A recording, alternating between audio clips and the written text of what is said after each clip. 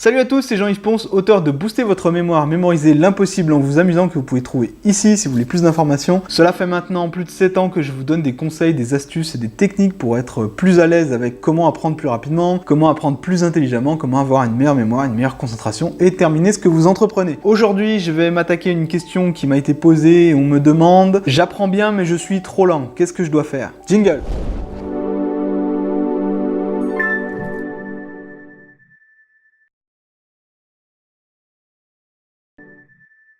J'ai souvent accompagné dans mes démarches de coaching des personnes qui étaient très bonnes en ce qui concerne l'apprentissage, mais qui étaient également très lentes. C'est le problème, c'est peut-être le vôtre également. Quand vous êtes trop lent pour apprendre, au bout d'un moment, vous n'avez plus le temps de tout terminer. Et qui dit problème de temps, dit qu'à la fin du temps imparti, vous n'aurez plus le temps de tout apprendre et donc vous n'irez pas jusqu'au bout. C'est différent de la personne qui bâcle, c'est-à-dire qui va se débarrasser au plus vite en apprenant à la va-vite parce que tout simplement il n'a pas envie d'apprendre. La personne qui apprend trop lentement a un problème de gestion du temps également, mais n'a pas de problème de rétention. Évidemment, on ne va pas inventer une deuxième fois la roue. Le truc, c'est que si vous êtes trop lent pour apprendre, il va falloir augmenter votre vitesse. Le problème, en tout cas avec les gens que j'accompagne, c'est quand je leur demande d'augmenter leur vitesse, ils ont tout de suite un frein justement en se disant « Ouais mais attends, si je vais plus vite, du coup je vais louper des trucs. » Non, c'est une fausse idée. En allant plus vite, vous allez forcer votre cerveau à aller directement vers l'essentiel. Parce que maintenant, si c'est quelque chose que vous développez depuis déjà un certain moment, le fait de bien apprendre mais d'être lent, votre cerveau sait sélectionner les choses les plus importantes, c'est juste qu'il n'a pas l'habitude de mettre en pratique cet esprit de synthèse. C'est une très grande force de bien apprendre, mais maintenant il va falloir que vous bossiez sur la partie rapidité.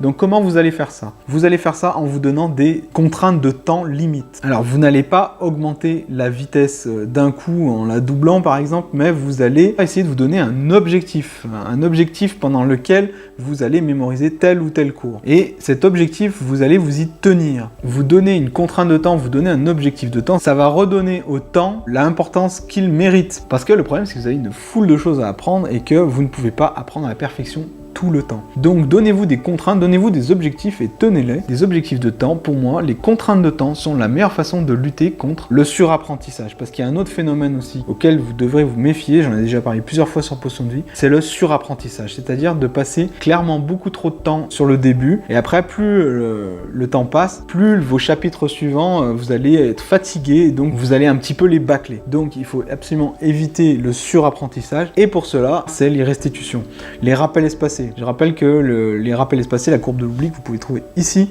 c'est quelque chose qui est absolument crucial à maîtriser. Pour cela, vous devez vous planifier des séances de répétition espacée. C'est une chose de bien apprendre, mais il faut également savoir bien mémoriser. Donc, plus de temps pour les rappels et moins de temps pour l'apprentissage en lui-même en vous donnant des petites séances ciblées, des contraintes de temps tout simplement, et pour apprendre à rester toujours au top et à garder un œil sur la montre. Et ça vous aidera à ne pas vous laisser déborder. C'était Jean-Yves, j'espère que ces petites pistes vous auront aidé. Est-ce que c'est votre cas? Est-ce que vous aussi vous apprenez bien mais il vous faut beaucoup de temps? Quels sont les petits trucs que vous avez mis en place et qui marchent? Quelles sont les petites choses que vous voulez partager et qui ont particulièrement bien marché? Notez-les dans les commentaires ci-dessous. En attendant, moi je vous dis à bientôt pour une prochaine vidéo. Salut!